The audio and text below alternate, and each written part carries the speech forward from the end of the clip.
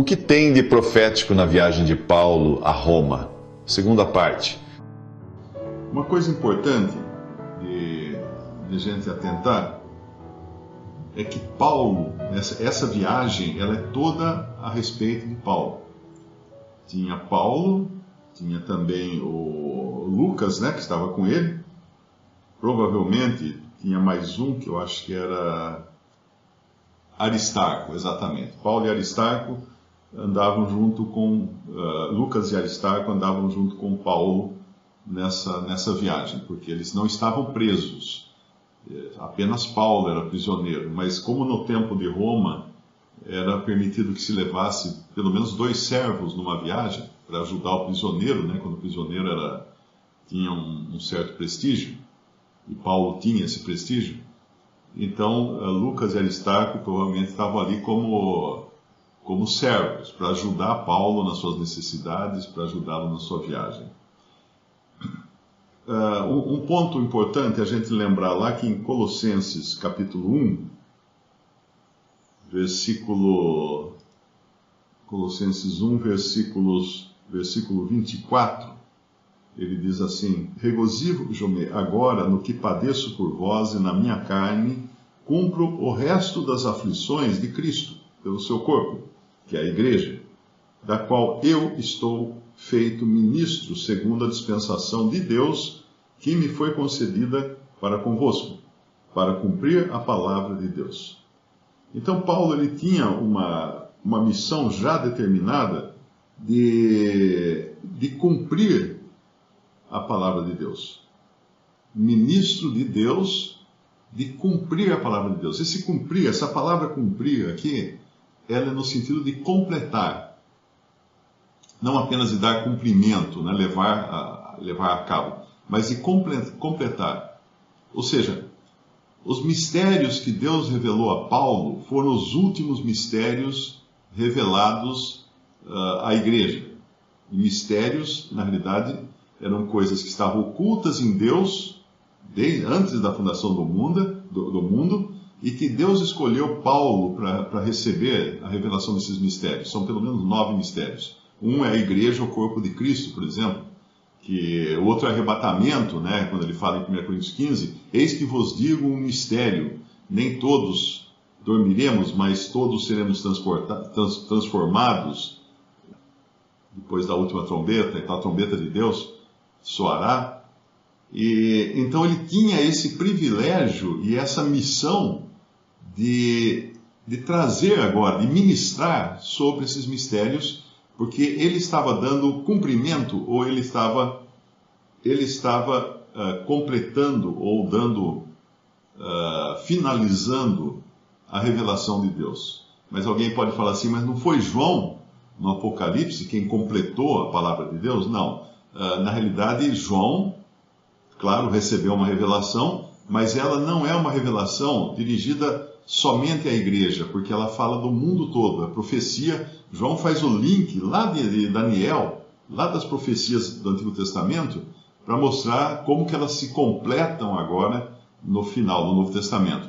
Mas os mistérios realmente foram revelados a Paulo. Então ele completa, ele escreve o capítulo final, vamos dizer assim, da revelação de Deus.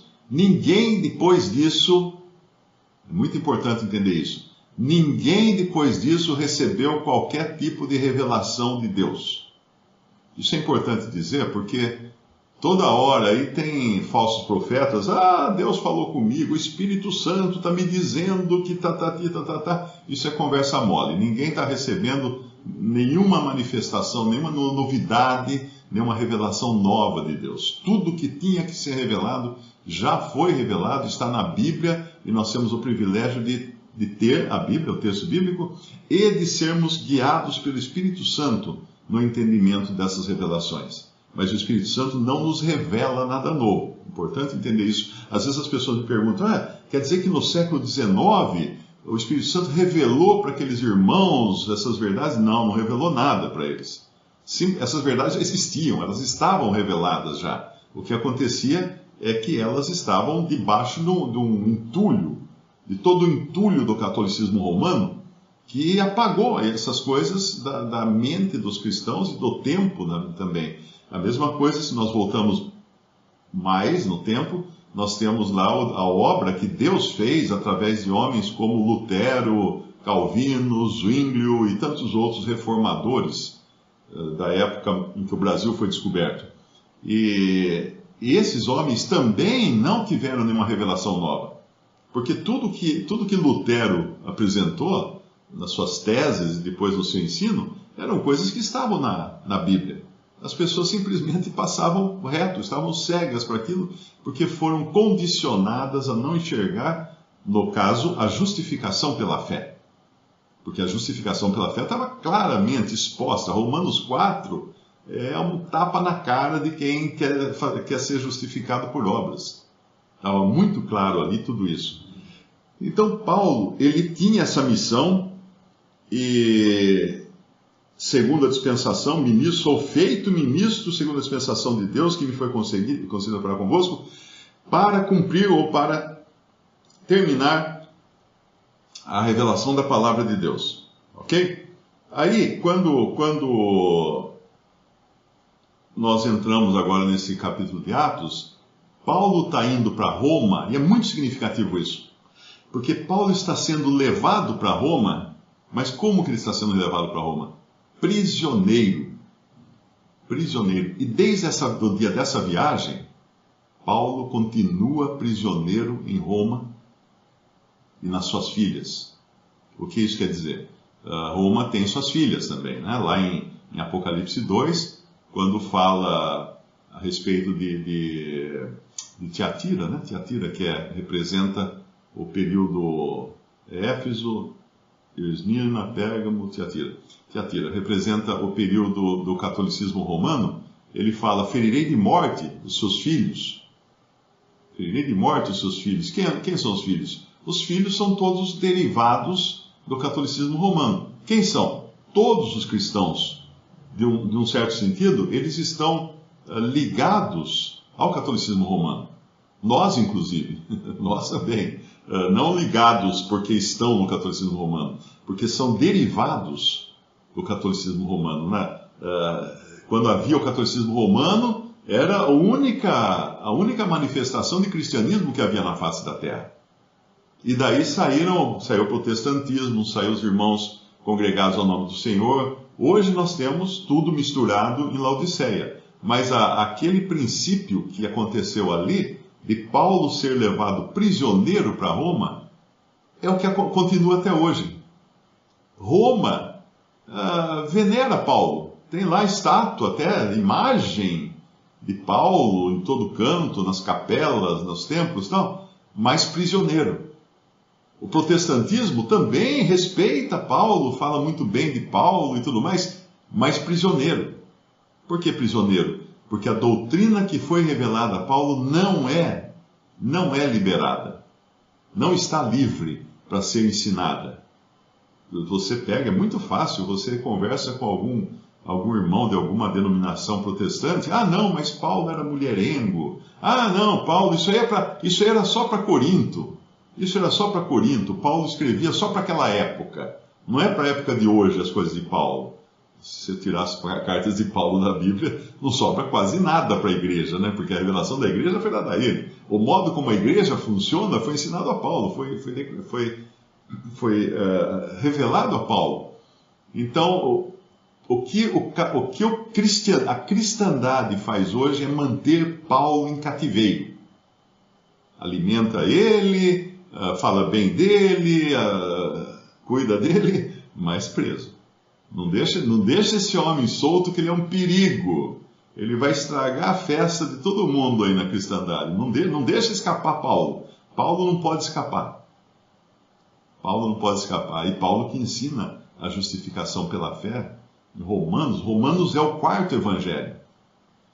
Aliás, é o quinto evangelho. Você tem os 4 evangelhos: Mateus, Marcos, Lucas e João. E aí você tem o quinto evangelho, que é o evangelho explicado. E ele chama, né? Paulo chama lá em Romanos capítulo 1, ele fala do Evangelho de Deus, em Romanos 1:1. E depois tem uma passagem que ele fala o meu Evangelho. Então Paulo, ele tinha esse privilégio, não é, de estar ensinando coisas elevadíssimas, mas infelizmente está ele aí preso pela cristandade, preso pela religião cristã. Ok? Voltando então à nossa viagem de Paulo pela costa da Ásia, ele vai parando em diferentes lugares aqui. Eles passam por Sidom, né? Depois eles passam por Creta. Daí dá aquele vento chamado Euroquilão, no versículo 14. Sendo o navio arrebatado, e não pudemos navegar contra o vento, dando de mão a tudo, nos deixamos ir à toa. Isso é muito significativo, porque chega um momento na história do cristianismo em que os cristãos não estão muito interessados mais em seguirem a verdade. Eles se deixam levar pelas circunstâncias. Porque os homens haviam se introduzido na cristandade e ditavam as normas, como era o piloto lá, o centurião, que agora preferia obedecer o piloto do que escutar o que Paulo falava. Então, o piloto e não mestre, né, do que escutar o que Paulo falava. Então, assim navega a cristandade desde então. E é um privilégio a gente saber disso, que embora nós estando no mesmo navio, eu diria que a gente tem o privilégio de poder conversar com Paulo, porque ali tinha dois discípulos do Senhor, Lucas e Aristarco, que acompanhavam Paulo. E eu creio que só esses dois realmente entendiam o que Paulo queria dizer, porque eles ficavam juntos com Paulo o tempo todo. Eles sabiam por que Paulo estava indo para Roma. Eles sabiam que Paulo tinha uma missão de levar o evangelho aos gentios, aos reis e tudo mais, e isso ia acontecer especialmente em Roma. Paulo deu uma volta maior, ele poderia ter chegado em Roma por um caminho mais curto, mas ele quis fazer sua própria vontade, provavelmente por laços afetivos que ele tinha com o seu povo de Israel. Então ele quis para Jerusalém, mesmo avisado pelo Espírito Santo, através dos irmãos e depois pelo profeta Ágabo, que ele não deveria ir a Jerusalém. Mas ele foi. O que aconteceu com isso? Só deu tudo errado para ele. Ele como quando você pega um atalho, né? Depois você gasta um tempão para voltar outra vez na estrada principal. E ele, nesse atalho que ele foi, ele sofreu bastante. Eu não me lembro, eu estava tentando achar se houve alguma conversão nessa passagem dele por Jerusalém. Eu não estou lembrado nesse momento, né, nesse atalho que ele toma por Jerusalém. Eu não sei se houve. Eu queria descobrir isso para saber se realmente houve alguma bênção, no sentido de fruto para Deus nesse atalho. Geralmente, quando a gente toma um atalho na nossa vida, que é fora da vontade de Deus, nós ficamos sem fruto, nós ficamos estéreis, porque a gente perde a direção, nós vamos seguir fazendo a nossa vontade. E aí nós vamos ver aqui então, deixaram o navio à toa, deixamos ir à toa no versículo 15, e hoje é o que mais se vê na cristandade, deixa o barco tocar segundo o quê? Segundo os costumes do mundo, segundo as preferências das pessoas. Você pega um folhetinho evangelístico na rua, ele fala para você que você tem que crer em Jesus como seu Salvador. Que legal, que bom, né? Bacana. E fala tudo certinho assim. Aí no fim está escrito assim: agora procure uma igreja que mais lhe agrade, onde o evangelho seja pregado e Cristo seja honrado. Pronto. Estragou tudo que vinha antes, né? Porque eu vou procurar uma igreja que mais me agrada, eu vou procurar uma que tem banda, show, dança, passa filme, né? Tem comida boa, tem restaurante, tem piscina, tem diversão lá, porque essa vai agradar, essa vai me agradar, né? Não sentar num banco, numa cadeira e ficar ouvindo meia dúzia de pessoas desafinadas cantando, isso não agrada a carne, não tem nada para a carne aí. Então, realmente, a ideia de se deixar levar o navio é o que está acontecendo e já acontece há muito tempo dentro da cristandade. Eles aqui tentam ainda, né, no versículo 17, cingindo o navio. Capítulo 27, versículo 17.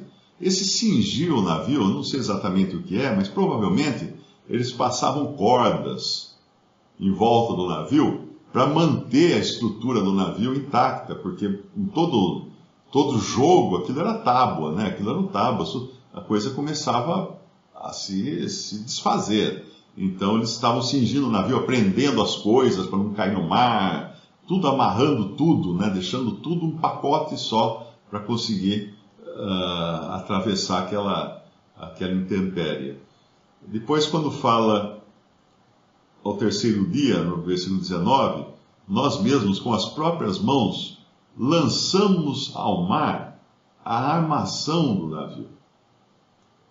É interessante que eles lançam tudo para o mar, menos a farinha, né? Porque depois eles vão comer pão, eles vão fazer pão aqui. Paulo fala no versículo 21, já há muito que não se comia, então Paulo, pondo-se de pé no meio deles, disse: fora na verdade razoável, ó varões, ter me ouvido a mim. Essa é aquela famosa frase. O autor dessa frase é Paulo. Eu não disse, eu não falei para vocês, né? Porque é isso que ele tinha avisado. Ele tinha avisado que não deviam continuar a viagem, que ia ser perigosa, mas o centurião queria dar mais ouvidos ao piloto e ao mestre do barco do que a Paulo. Agora, é interessante que o centurião, normalmente, ele era chefe de uma centúria na Roma Antiga, no exército. Então, o centurião, ele tinha 100 soldados às suas ordens. Então, se esse navio tinha 270 e não sei quantos passageiros, que aí nos fala, né? Havia 100 soldados, pelo menos, e os outros eram prisioneiros, porque tem mais prisioneiros, porque no final do capítulo, alguns vão querer matar os prisioneiros, então tinha mais do que apenas Paulo ali, e também devia ter passageiros, porque as pessoas viajavam nesses navios, não era transatlântico, não tinha piscina, não tinha salão de jogos, teatro, nada disso. Era uma casquinha de nós, como acho que eu falei já uma vez aqui. Mas estava todo mundo ali apinhado e o mar batendo, eles agora com fome, já fazia muito que não comia. Paulo, no versículo 27, fala: razoável, ó varões, ter me ouvido a mim e não partir de Creta. E assim evitariam este incômodo e essa perdição, porque ia ter um prejuízo grande para esse navio. O dono do navio estava transportando também mercadorias. As mercadorias eram levadas por navio. Ia se perder tudo. Então o prejuízo ia ser grande. E aqui no versículo 22, mas agora vos admoesto, aqui tenhais bom ânimo, porque não se perderá a vida de nenhum de vós, mas somente do navio. Mas somente o navio, porque esta mesma noite o anjo de Deus, de quem eu sou e a quem sirvo, esteve comigo, dizendo: Paulo, não temas, importa que sejas apresentado a César, e eis que Deus te deu todos quantos navegam contigo. Portanto, ó varões, tende bom ânimo, porque creio em Deus que há de acontecer assim como a mim me foi dito. É contudo necessário irmos dar numa ilha.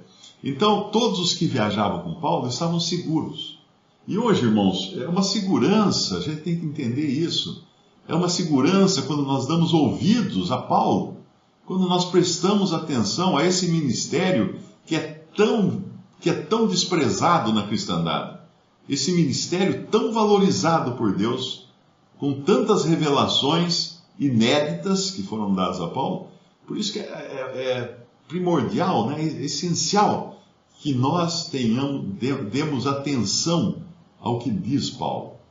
Esse é uma segurança para... Ele fala num versículo, ele fala... Filipenses capítulo 3, versículo 1. Resta, irmãos meus, que vos regozijeis no Senhor.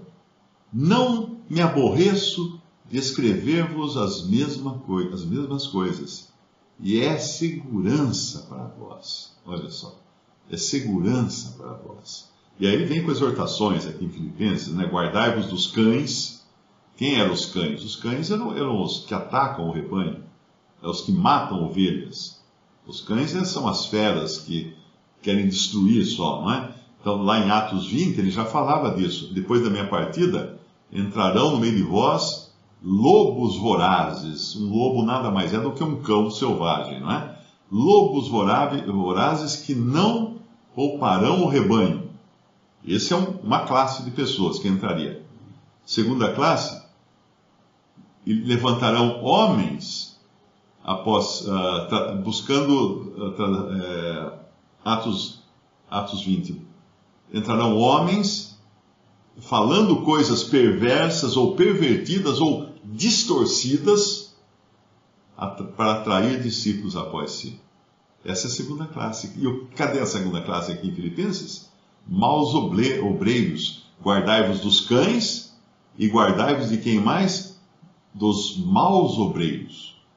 Então, a primeira sentença aqui, ele fala de duas classes de pessoas, das quais os cristãos deviam se guardar, e era segurança nós seguirmos essas exortações de Paulo, como ele fala. Ele não cansava de escrever nas coisas, porque era segurança para vós. Então, estar no navio com Paulo era o lugar mais seguro, porque mais adiante no capítulo 27 de Atos, tem alguns que querem fazer de conta que vão examinar o navio pelo lado de fora e começam a baixar o batel, né, o barco salva-vidas, mas eles queriam, dar no pé para chegar na praia. E Paulo fala, se alguém deixar esse navio, vai morrer. Não vai viver, não tem jeito.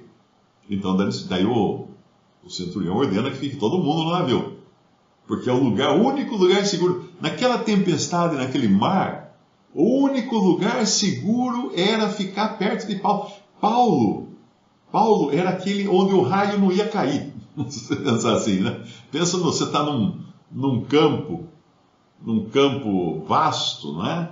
E começa uma tempestade daquela terrível. Onde você vai se esconder? Não tem onde se esconder. Não tem. Tem até aquele hino muito bonito, Rocha Eterna, que te abriste na cruz, por mim na cruz. Esse hino foi composto por um cristão. Ele estava no meio de um campo, não sei se era na Escócia ou na Inglaterra, mas um lugar muito descampado, e começou uma tempestade muito forte, com muitos raios, muitos relâmpagos, e ele não tinha, né? Porque a tempestade, você vira para-raios numa tempestade. Quando você está no meio de um campo, você é o para-raios, porque você é a coisa mais alta que tem, né, do chão. E não adianta esconder embaixo da árvore, porque a árvore é o para-raio, vai pegar e descer até você que está debaixo da árvore. E não adianta também fugir, correr, o raio segue, ele pega a pessoa onde ela estiver, né? Então ele olhou em volta, ele viu que tinha uma rocha, e essa rocha estava trincada. Tinha uma fresta na rocha. Então ele correu lá e entrou na fresta da rocha. Ele entrou na fresta da rocha e ali dentro ele compôs esse hino. Rocha eterna, meu Jesus, que te abriste em tua cruz, não é? Ele falando de Cristo como uma rocha aberta, que é o único lugar que alguém podia ter abrigo, é nessa rocha aberta. Fora da rocha aberta, a pessoa podia ser atingida pelos raios e pelas tempestades do juízo de Deus. E aqui, então, nós temos uma outra figura aqui. Claro que Paulo não era salvador de ninguém, né, como a rocha eterna que é Cristo, mas aqui ficava muito claro que aqueles que se apegassem a Paulo estariam seguros na tempestade. Então, na tempestade que se abate hoje sobre a cristandade, a segurança está em se apegar aos ensinos de Paulo, a sua doutrina. E ele falou aqui em Filipenses 3, guardai-vos dos cães, guardai-vos dos maus obreiros, as duas classes de pessoas. Os maus obreiros são aqueles que fazem as coisas visando eles se colocarem como líderes, como pessoas que atraem discípulos após si. Esse é o papel deles, eles querem Eles querem ser paparicados, eles querem ser bajulados. E isso é muito que se encontra hoje na cristandade, que entrou na cristandade. Depois ele fala de outras coisas que são doutrinárias. Por exemplo, guardai-vos da circuncisão, em Filipenses 3:2. Essa palavra circuncisão não é assim no original. Ela não é circuncisão no original. No original está concisão. Concisão ou concisão, não sei exatamente como é que escreve, mas é guardai-vos da concisão. Em outra versão que eu tenho aqui, está como cuidado com a falsa circuncisão. O que é a circuncisão? Circuncidar é quando um judeu precisava ter a carne do seu prepúcio, do seu órgão, a pele do seu órgão sexual masculino, ser circuncidada com uma faca e cortada para fora. E aquela carne era jogada fora. Isso no Antigo Testamento tinha um significado, porque as coisas que nos foram escritas como figuras de uma realidade que é agora, né? Então nós sabemos que aquela circuncisão, ela representava o despojamento da carne, ou seja, a gente se despojar, a gente jogar fora a carne, cortar a carne para fora, tirar fora a carne. Esse é o sentido da circuncisão lá no Antigo Testamento, de uma forma prática, né, visível, mas hoje nós sabemos que isso apontava para a doutrina de você se libertar da carne, jogar fora a carne, as obras da carne e tudo mais. Mas quando ele fala aqui, guardai-vos da concisão, que não é uma circuncisão, o que é isso? Era uma circuncisão que era feita pela metade. Ou seja, a pessoa começava a cortar a pele do prepúcio e parava. Então o sujeito ficava com aquele pedaço de pele pendurado, não tirava. Não tirava, não conseguia completar a circuncisão, circunferência, não cortava a volta toda. Então essa é a falsa circuncisão, porque você livra um pedacinho da carne, mas segura outro pedacinho, porque você gosta tanto daquele outro pedacinho. Então ele fala desse problema que geralmente os maus obreiros iriam trazer, né? Depois ele até explica, porque circuncisão somos nós que servimos a Deus no Espírito, e nos gloriamos em Jesus Cristo e não confiamos na carne. E não confiamos na carne. Então, voltando ao nosso capítulo de Atos, Atos capítulo 27, o que nós encontramos aqui? Que eles então comem, né? Faltava a comida, era importante que eles comessem, porque de qualquer maneira todos seriam salvos ali. Não por eles terem mérito em alguma coisa, mas porque Deus tinha escolhido Paulo para ir para Roma. Então quem ficasse no barco chegava junto com Paulo, chegava lá, né?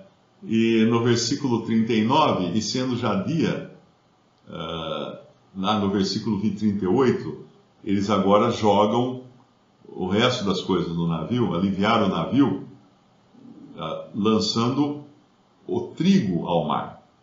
Agora eles ficam sem comida. Eles ficam sem comida. Eles lançam o trigo. Eles lançam o trigo ao mar. E ficam então sem comida. Porque agora estão chegando na terra. E aí no versículo 39, e sendo já dia, não reconheceram a terra.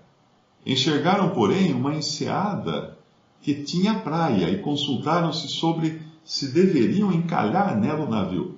Levantando as âncoras, deixaram-no ir ao mar, largando também as amarras do leme. O leme geralmente ficava preso, né, para não jogar para um lado para o outro. E alçando a vela maior ao vento, dirigiram-se para a praia. Eles queriam chegar na praia. Eles queriam chegar ao destino. E esse é o objetivo também de todo salvo por Cristo. Não é ficar no mar, é chegar ao destino. Nós muitas vezes gostamos tanto do mar, nos acostumamos tanto com a tempestade, com todos os perigos do mar, da vida, que esquecemos que o nosso destino é o céu. O nosso destino é a presença do Senhor. E aqui então que eles dão num lugar, no versículo 41, dando porém num lugar de 2 mares, eles batem num lugar de 2 mares aqui. Provavelmente o barco encaixou a proa em alguma pedra, em alguma rocha, e as correntes, esses lugares, tem muito disso perto de rochas na praia, né? Você vê que vem uma onda de um lado e vem uma onda do outro, e fica batendo uma na outra, assim, e provavelmente o barco ficou no meio dessas ondas, tomando paulada de onda de todos os lados. E aí, a popa abria-se com a força das ondas. O que quer dizer isso? Começou já a quebrar o navio. Começou a se transformar numa ruína o navio. E isso nos fala exatamente do que nós passamos hoje. O mundo entrou de tal maneira no navio da cristandade que está arrebentando todo esse testemunho na terra. Todo esse testemunho da terra. Nós sabemos que o problema não é o barco estar no mar. O problema é quando o mar começa a entrar no barco. Aí é crise, aí é problema. E é o que estava acontecendo aqui. O mar começou a entrar no barco, mesmo com quatro âncoras, querendo segurar esse navio, não é? Que eles tinham feito antes, tinham jogado as âncoras antes. Quando resolveram tirar as âncoras, não tinha mais nada que segurasse o navio, e ele então bateu na praia. Aí nós chegamos aqui no versículo 42, então a ideia dos soldados foi que matassem os presos, para que nenhum fugisse escapando a nado. Porque os soldados naquele tempo, eles eram responsáveis pelos presos. Por isso que quando Paulo é liberto da prisão, o guarda, o carcereiro, quis se matar. Porque o que ia acontecer? Ele ia ser torturado. Ele ia ser torturado. Sempre que os guardas deixassem o prisioneiro escapar, eles eram torturados até a morte. Por que isso? Porque normalmente, qual seria a primeira suspeita? Você ganhou suborno, você recebeu dinheiro para libertar os prisioneiros. Então tinham que torturar para saber a história toda. E aí matavam, não sobrava. Ninguém não tinha direitos humanos naquele tempo. A coisa era ali, não, no ferro e fogo, né? Então, por isso que o carcereiro, quando vê que as portas da prisão estavam abertas, quando Paulo é solto da prisão por um terremoto, né, que abre os portões e tal, ele tira da espada e vai se matar. Daí Paulo, não faça nenhum mal, não se faça nenhum mal. Ele fala, Senhor, o que devo fazer para ser salvo? E aí ele ganha algo que ele nem imaginava na vida, que era a salvação eterna, e nenhum preso escapou. Como é que nenhum preso escapou? Quem segurou aqueles presos ali dentro? Deus segurou. Deus deixou os presos lá com as grades abertas, as grades da prisão. Ah, mas então Deus não é amigo dos presos? Porque aqueles presos ali já tinham escutado o evangelho de Paulo, eles já tinham escutado eles orando, cantando hinos, eles já tinham visto sinais que era impossível eles duvidarem que Deus é quem estava no controle de tudo aquilo. Então não fugiram, não escaparam. E aqui, eles têm medo que escapem porque eles serão torturados se escaparem, mas o centurião, querendo salvar Paulo, olha que interessante no versículo 43, lhes estorvou esse intento e mandou que os que pudessem nadar se lançassem primeiro ao mar e se salvassem em terra. E os demais, uns em tábuas e outros em coisas do navio, e assim aconteceu que todos chegaram à terra salvos. Olha que interessante, né? Nós vemos que Paulo salvou a vida daqueles homens. Por causa dele, Deus não deixou o navio afundar, deixou ser destruído. Deixou ser destruído. Mas não deixou afundar. E por causa dele, eles conseguiram chegar a salvo em terra. Nós podemos fazer um paralelo também, que apesar de todas as intempéries, todas as tempestades pelas quais a igreja está passando no mundo, Deus vai preservá-la até o final. Deus vai preservar os que são seus até o final. E nenhum deles se perderá. Que é uma doutrina essa, muito desprezada na cristandade, que é a da salvação eterna, da eterna segurança do crente. Da eterna segurança do crente. É muito importante entender isso. Uma pessoa mandou um comentário para mim, escutou lá o Salvação pela Fé, ela falou assim, é isso não que você falou. Temos que crer em Cristo, para sermos salvos, temos que crer em Cristo e guardar os mandamentos. Isso não é evangelho. Isso é religião. Isso é religião. Uma outra me escreveu ontem, acho que foi, se eu deixar de participar da ceia, eu vou para o inferno? Olha que triste, imagina que triste o evangelho que essa pessoa recebeu. E ela pergunta mais, se eu deixar de dar o dízimo, eu vou para o inferno? Onde está a obra de Cristo?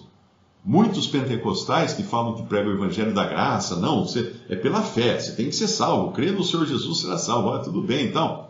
Mas, se não perseverar até o fim, não será salvo. Isso não é evangelho, isso não é boa notícia.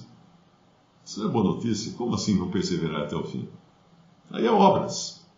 Salvação por obras. Você se torna parceiro de Cristo na sua própria salvação. Se você não perseverar, não adiantou nada Cristo salvar você, que você perdeu a salvação. Ele não foi capaz. O Senhor da glória, aquele que mantém o universo, aquele que mantém as constelações, as estrelas nos seus devidos lugares, não foi capaz de manter você salvo, de manter você nas mãos dele. Porque quando ele falava, ninguém as arrebatará da mão do meu pai, né? Da minha mão, da mão do meu pai, ele não segurou direito. Então o diabo veio e arrebatou. O diabo é mais forte que Cristo, então. É um absurdo. Isso é o que se prega hoje na maior parcela da cristandade. Então todos chegam no final. Todos. Uns chegam nadando, outros chegam segurando em tábuas, outros chegam segurando em outras coisas no navio. Não importa. No final todos chegam. No final todos chegam. Né? Lembrando sempre que eles chegam porque Paulo estava no navio. E Paulo ali representa também a pessoa de nosso Senhor Jesus Cristo. Porque ele era o vaso que Deus escolheu para levar a sã doutrina por onde quer que ele fosse. Né?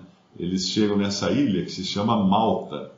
A ilha de Malta. Depois nós vamos, se o senhor não voltar antes, nós vamos poder ver um pouco mais do que aconteceu nessa ilha de Malta. Até aqui, não sei se existe alguma pergunta, né? Uma coisa talvez que é bom lembrar é que esse livro de Atos, ele termina com Paulo preso. Ou seja, ele não dá a solução da viagem de Paulo até Roma, mas nós sabemos que lá em Roma ele vai ter uma prisão muito privilegiada, porque permitem que ele fique preso não na prisão, mas numa casa, uma casa alugada, porque certamente os irmãos que vão encontrá-lo quando ele chega em Roma, no capítulo seguinte nós vamos ver isso, quando ele chega lá no caminho de Roma, os irmãos vão até o encontro dele. E esses irmãos certamente devem ter ajudado para que Paulo pudesse ter condições melhores durante o seu aprisionamento em Roma. Mas ele fica lá em Roma depois, também vai aparecer no capítulo seguinte, ele pode ficar numa casa alugada, porém com um guarda constantemente. Essa era a versão antiga da tornozeleira eletrônica, né? Era um guarda em pessoa. Então era até bom isso, porque Paulo pregava o evangelho para o guarda. E esse guarda depois ia pregar o evangelho para outro guarda, e outro guarda para outro guarda, até que chegava na família de César, que numa das cartas Paulo vai saudar, a família de César o saúda, vai mandar a saudação da família de César, porque tinha gente na família do imperador romano que tinha se convertido. Agora você imagina onde Deus chegou com a sua palavra. É fantástico, né? A gente pensando às vezes que a palavra de Deus está limitada nesse mundo, ela não está. Deus vai nos redutos mais difíceis, a palavra de Deus chega lá. Bom, nós voltamos então à nossa feliz viagem, né, cheia de percalços, acompanhando o apóstolo Paulo nessa sua ida a Roma, onde ele ficaria preso então. Nós já vimos algumas coisas no capítulo anterior, o capítulo 27, vimos alguns detalhes. É claro que essa história é real, ela aconteceu, mas eu creio que o Espírito Santo não faz nada sem um objetivo. Então, se nós temos no livro de Atos a história da igreja, e lá em Atos 2, já no segundo capítulo, nós temos a formação da igreja, a inauguração da igreja, a formação do corpo de Cristo, o batismo do Espírito Santo ali naquele Atos 2, porque ninguém depois disso foi batizado com o Espírito Santo, porque o Espírito Santo foi o que formou a igreja, né? Então nós temos o princípio da igreja ali. É claro que Pedro usou da sua prerrogativa de ter recebido do Senhor as chaves do reino dos céus, como o Senhor deu a ele lá em Mateus, dizendo que ele ia usar essas chaves do reino dos céus, e também que as portas do inferno não prevaleceriam contra a igreja. E Pedro usou então dessas chaves, a princípio ali em Atos 2, quando ele recebeu os judeus. Os judeus foram recebidos em Atos 2, na formação da igreja. Depois ele iria depois receber os gentios, não é? E é bom a gente dar uma olhadinha em como aconteceu isso. Você vai lá em Atos 2, 38, nós vemos que ali os judeus estavam sendo recebidos na igreja, que é o corpo de Cristo que estava sendo formado. Atos 2,38 diz assim: disse-lhes Pedro, ali quando ele faz aquele discurso, aquela pregação para uma multidão de judeus de todas as nações que estavam reunidos em Jerusalém para a festa do Pentecoste, e Pedro diz a eles: arrependei-vos, e cada um de vós seja batizado em nome de Jesus Cristo para perdão dos pecados, e recebereis o dom ou a dádiva do Espírito Santo. Então aqui nós vemos uma ordem nessa entrada dos judeus na igreja, que é o corpo de Cristo. É bom entender que ninguém se faz membro da igreja, ninguém pode se acrescentar à igreja. Eu vou me fazer membro da igreja. Não, você não pode fazer, porque quem faz isso é o próprio Senhor, como fala lá em Atos 2, versículo, vou ler na versão atualizada, Atos 2, versículo 47, louvando a Deus e contando com a simpatia de todo o povo, enquanto isso acrescentava-lhes o Senhor, dia a dia os que iam sendo salvos. Na versão corrigida diz que todos os dias acrescentava o Senhor à igreja aqueles que se haviam de salvar. Então quem acrescentava à igreja, e quem continua acrescentando à igreja os salvos, é o Senhor. Nenhum homem pode se fazer membro da igreja, que é o corpo de Cristo. Hoje eu decidi entrar para a igreja. Se você creu em Jesus como seu Senhor e Salvador e foi selado com o Espírito Santo, você já é membro do corpo de Cristo, você já faz parte da igreja. Então, voltando àquele versículo de Atos 2,38, os judeus ali, foi ordenado a eles que se arrependessem. Arrependei-vos e cada um de vós seja batizado em nome de Jesus Cristo para perdão dos pecados e recebereis o dom do Espírito Santo. Então veja a ordem disso. Primeiro, eles tinham que se arrepender, mas isso era os judeus. Não se arrepender no sentido genérico dos pecados, mas eles tinham que se arrepender porque eles eram culpados de ter rejeitado o seu Messias, ter entregue o seu Messias à morte, Portanto, eles tinham muita coisa para se arrepender, eles tinham uma culpa tremenda pesando sobre eles. Então, no batismo, ali na recepção dos judeus, na conversão dos judeus, era necessário que eles reconhecessem que tinham que se arrepender. Assim como quando João Batista batizava no Rio Jordão, e muitos judeus iam a ele para serem batizados, ali também era um batismo judaico, aquilo não era batismo cristão. É muito importante entender isso. Se você vai numa denominação batista, numa outra denominação que dá muita ênfase ao batismo, vão usar a passagem de João Batista como se fosse um batismo cristão, mas não era. Ali era batismo de judeus, porque os judeus tinham batismos. Se você vai lá em Atos e encontra oblações, né, que eram lavagens, existia no judaísmo diferentes tipos de batismos, ou seja, sendo lavado de alguma maneira. Tanto é que existia o batismo de Moisés, quando Paulo fala que todos que saíram do Egito foram batizados em Moisés no mar, quando eles passaram pelo fundo do mar. Eles foram batizados a Moisés, na realidade, não é? Hoje nós somos batizados a Cristo. Aqueles judeus foram associados pelo batismo, foram associados a Moisés. Hoje nós somos associados a Cristo pelo batismo.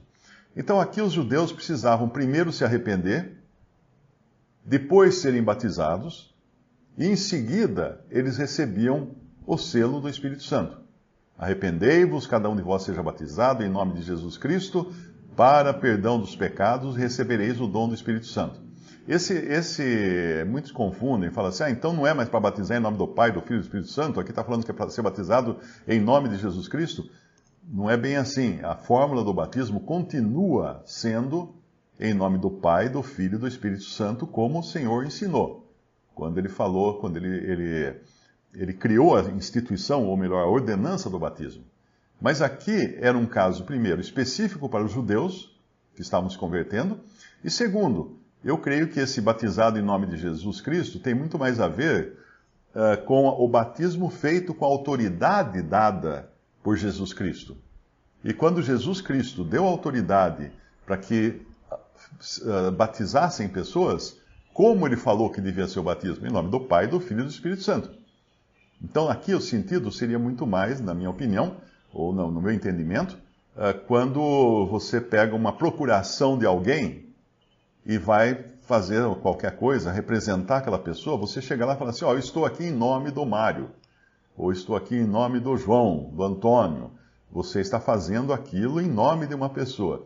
E era assim que eles estavam sendo batizados em nome, com a autoridade de Jesus Cristo, para perdão dos pecados e recebereis o dom do Espírito Santo. Então o arrependimento vinha primeiro, no caso dos judeus, depois vinha o batismo nas águas, e depois disso o recebimento ou o selo do Espírito Santo. Porque na realidade o batismo do Espírito Santo aconteceu naqueles 130, quando desceram línguas como que de fogo, não eram línguas de fogo real, mas eram parecidas com um fogo, desceram sobre eles e ali o Espírito Santo desceu sobre a igreja como um todo foi batizada com o Espírito Santo, na sua formação.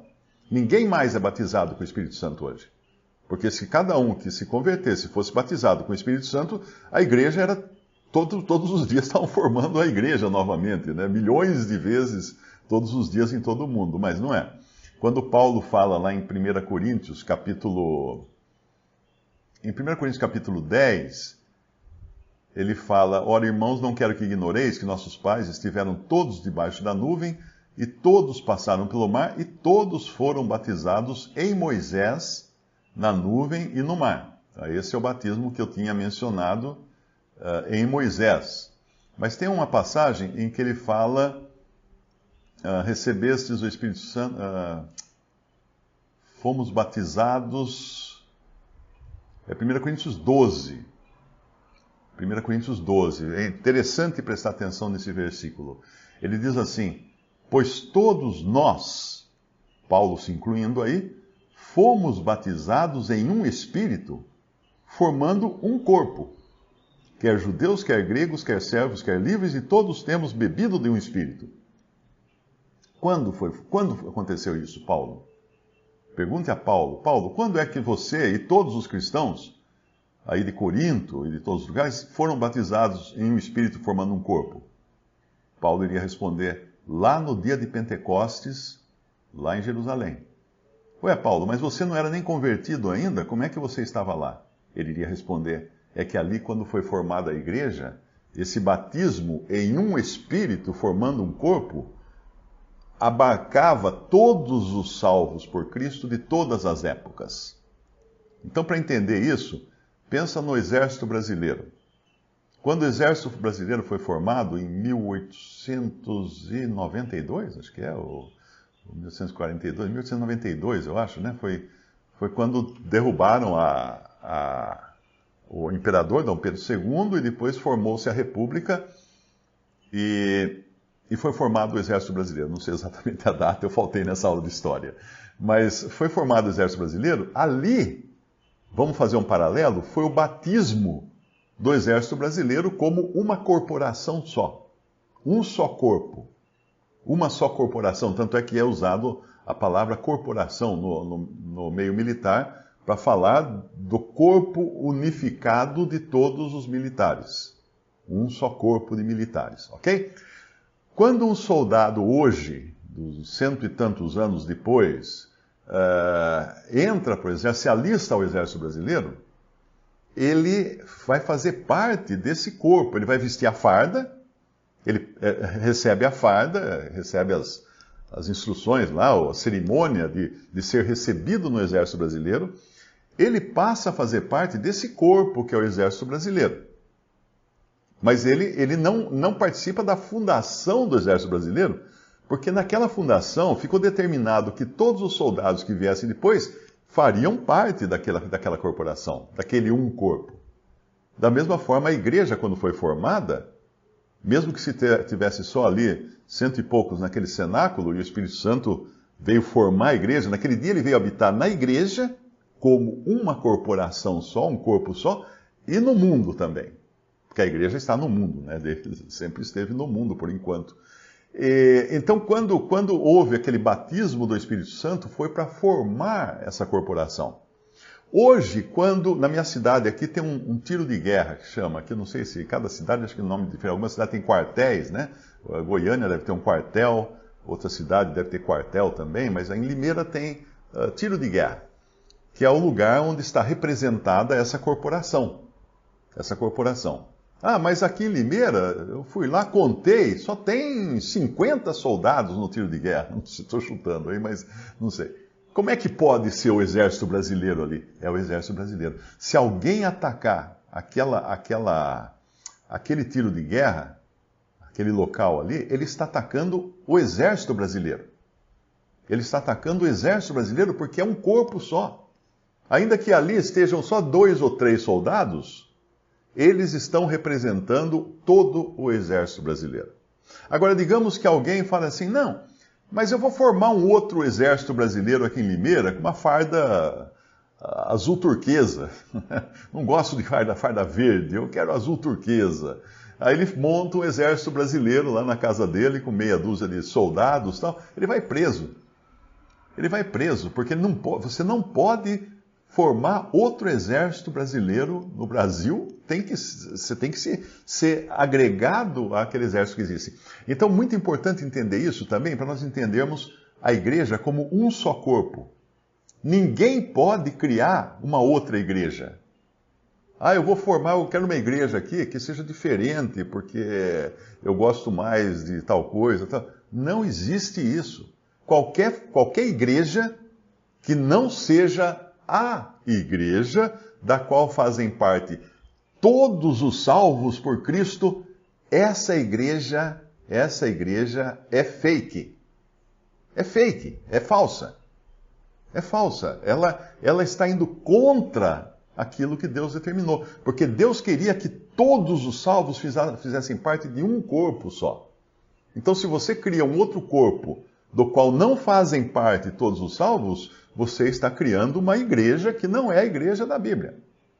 É muito importante entender isso nesse tempo que tem igreja em cada esquina. Isso é um absurdo, porque não existe isso na Bíblia. Deus nunca fez isso, e Deus nunca aprovaria isso, e nunca aprova isso.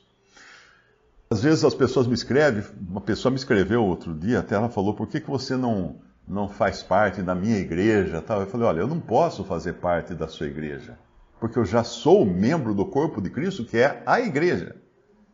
E se eu fizesse parte da sua igreja, eu estaria fazendo parte de uma corporação que não inclui todos os salvos.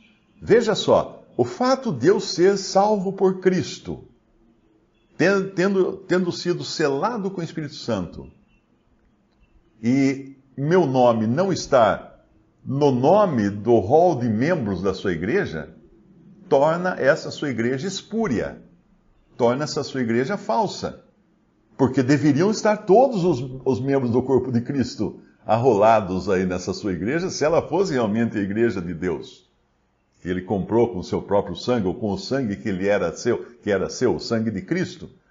Então, qualquer igreja que não tenha, se você é um salvo por Cristo, creu em Jesus, foi selado com o Espírito Santo, porque esse é o passo seguinte, né, em Efésios capítulo 1, fala isso, né? Tendo recebido, tendo crido, foste selados com o Espírito Santo da promessa. Esse é o passo seguinte. Se você já está assim, você já é membro do corpo de Cristo. Se você vai se filiar a um outro corpo de Cristo, esse outro corpo de Cristo é falso. É o outro exército, é o exército da farda azul turquesa. Você já está no exército da farda verde. Você não precisa se filiar a um outro exército, não é nada disso. Então é muito importante entender isso. E tem até uma história interessante. Um irmão, uma vez, voltando de uma reunião da Ceia do Senhor, ele estava no ponto de ônibus. Isso foi, não sei se no Canadá ou nos Estados Unidos. E aí ele encontrou, tinha um irmão em Cristo que fazia parte de uma denominação, mas que ele conhecia, era amigo dele e tal. Também veio ao mesmo ponto de ônibus esperar o ônibus. Então ele disse para esse irmão, falou assim, ô fulano, eu vi você hoje lá. Me viu aonde? Eu vi você na reunião, na ceia do Senhor. Eu fui participar da ceia do Senhor, estávamos lá partindo o pão, e eu vi você. Ah, não, de jeito nenhum, eu nunca fui lá. Não, mas eu vi você. Não, eu estava na minha igreja. Eu estava na minha igreja, participando do culto da minha igreja. Não, mas você estava lá. Eu vi você. Mas não, é impossível você ter me visto lá. Como que você me viu? Eu vi você no pão. Porque há um só pão, há um só corpo. E naquele pão que nós partimos, estão representados todos os salvos por Cristo. Mesmo os que não estão naquela sala, naquele momento ali, mesmo os que não estão em comunhão, mesmo os que nós nem conhecemos, que estão lá na China, eles estão representados naquele um só pão. Porque se eu não conseguir enxergar naquele pão todos os salvos, eu sou uma seita. Eu estou participando de uma seita. Eu não estou participando do testemunho do um só corpo. Por isso que não faz qualquer sentido, uma pessoa me escreveu, falou assim, eu posso participar das reuniões e também participar de uma denominação? Eu falei, você vai ser totalmente incoerente. Como é que você vai dar o testemunho de que há um só corpo, participando da ceia do Senhor, e ao mesmo tempo você ir depois participar de um lugar onde eles dão um testemunho de que não há um só corpo, que ali é um corpo deles, e existe um outro corpo ali na outra esquina, um outro corpo na outra esquina. Não é impossível. Visite Respondi.com.br. Visite também 3minutos.net.